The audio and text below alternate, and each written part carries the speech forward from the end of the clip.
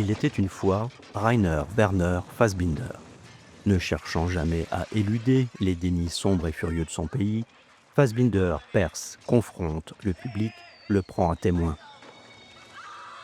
Avec l'intro du mariage de Maria Braun en 1979, l'artiste annonce son récit à venir et nous demande d'emblée, comme jadis Edmond Jabès, peut-on dissocier la mort de l'amour ? Corps étranger, doublant, troublant le regard, ce générique se fait ruine, ligne de faille, à la fois naissance chaotique et champ de bataille organisé. Les noms, rouge sang, sifflent ici comme des balles, participent à l'attaque autant qu'à une mémoire cristallisée.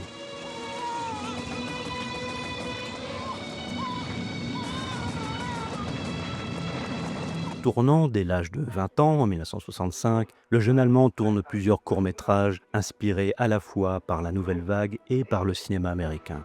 Ich geh ins Kino. Oh no!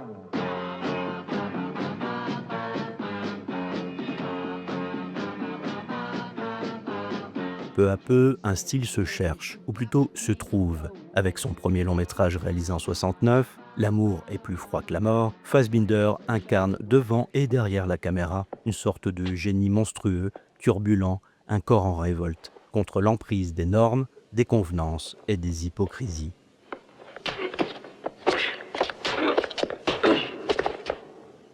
Outre ses nombreuses mises en scène pour le théâtre, Fassbinder sera aussi acteur chez d'autres cinéastes, dont Volker Schlöndorff.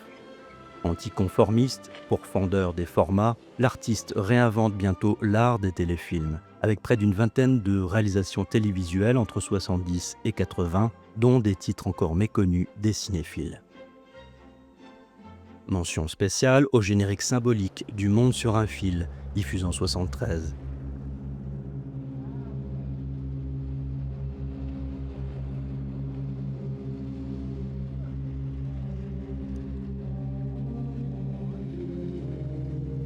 Mais aussi au glaçant Martha en 1974, avec sa police rose bonbon, fort trompeuse.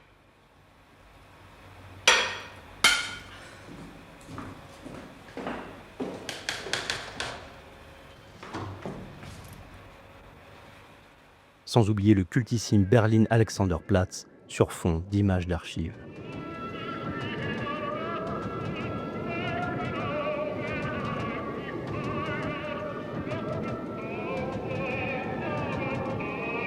Dans la seule année 1970, Fassbinder, le prolifique, réalise pas moins de 3 longs métrages pour le cinéma, avec 3 manières de démarrer. Dans Pourquoi Monsieur R est-il atteint de folie meurtrière, Le soldat américain et Les dieux de la peste avec son générique horizontal.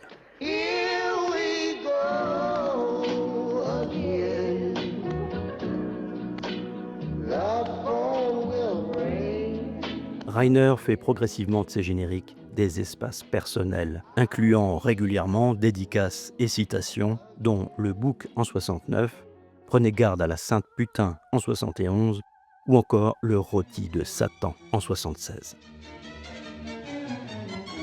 Artiste imbibé de littérature, Fassbinder écrit lui-même de nombreux textes et livres importants à conseiller à la jeunesse.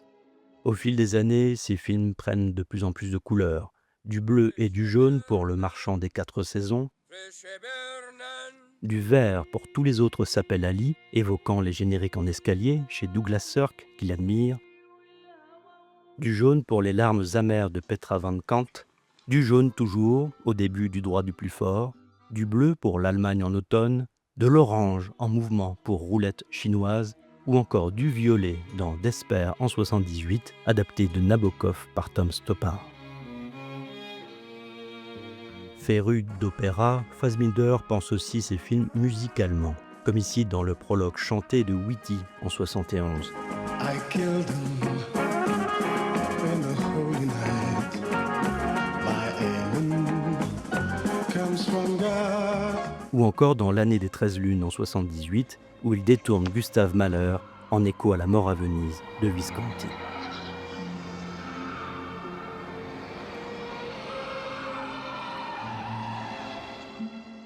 Godardien dans ses amorces et ses affronts, Fassbinder fait sien les principes de complexité et d'incertitude chers à Edgar Morin, L'ouverture anti-bureaucratique de la troisième génération en 79 se présente dans un jeu de lettres digne de la poésie spatiale des Garnier et de la typoésie de Peignot.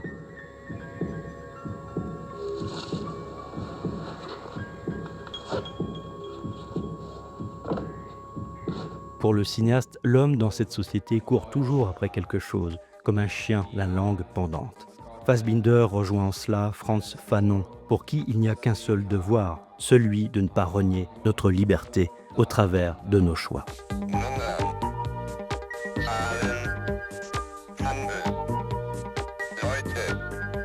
Avec le générique de son théâtre en transe, Reiner interroge encore la machine informatique et électronique, en décalage avec l'image. Ces films s'érigent contre la fonction d'évasion du cinéma et nous obligent, selon Daniel Cerceau, à voir le monde crûment, hors de toute sentimentalité.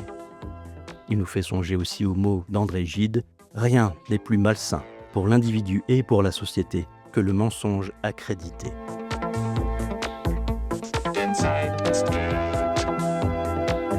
Au début des années 80, Fassbinder signe ses derniers films avec de grands portraits de femmes, dont Lili Marlène et Le secret de Véronica, dans lequel les ombres portées ne correspondent pas avec les mots écrits, se dissocient. Comme avec le nom de Fassbinder lui-même, son jeu est un autre.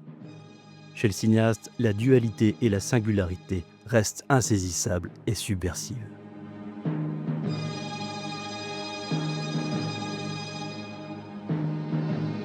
Ouvertement théâtral et réaliste, austère et bigarré, classique et moderne, expressionniste et allégorique, Rainer Werner Fassbinder compose un cinéma ambigu et radical, protéiforme, pour remuer genre, conscience et préjugés.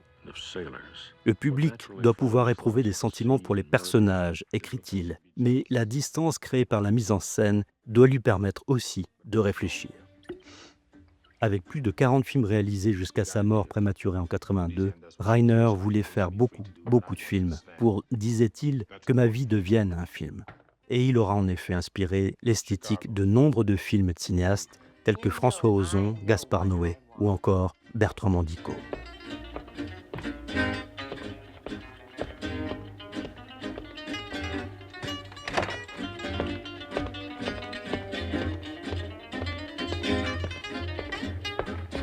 Mais s'il fallait revoir un générique chez Fassbinder, celui pour qui le bonheur n'est pas toujours gai a à cœur de lancer ses histoires ambivalentes en donnant de la voix, comme ici dans le début multicoloré de Lola en 81. Ce générique, qui porte le chiffre 3, clôt sa trilogie allemande avec un nouveau portrait de femme. Bientôt, les noms de son équipe artistique, si fidèle, dont le compositeur Pierre Rabin ou la monteuse Juliane Lorenz, fleurissent à l'écran. Fährt ein weißes Schiff nach Hongkong, hab ich Sehnsucht nach der Ferne, aber dann in weiter Ferne, hab ich Sehnsucht nach zu Haus. Fassbinder s'y autorise fièrement à la barbe des coutumes.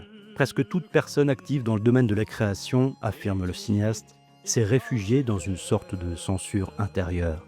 Seul celui qui n'a pas peur peut aimer sans juger. Le but suprême de tout effort humain, vivre sa vie.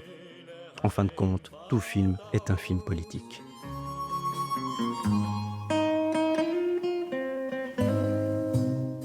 Bref, l'art des génériques selon Rainer Werner Fassbinder comme sens même de la troupe, encouragement à la participation collective et à l'émancipation individuelle.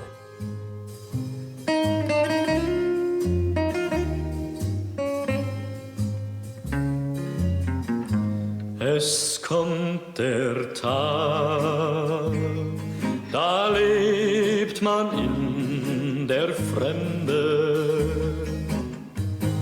und fühlt sich dann verlassen und allein.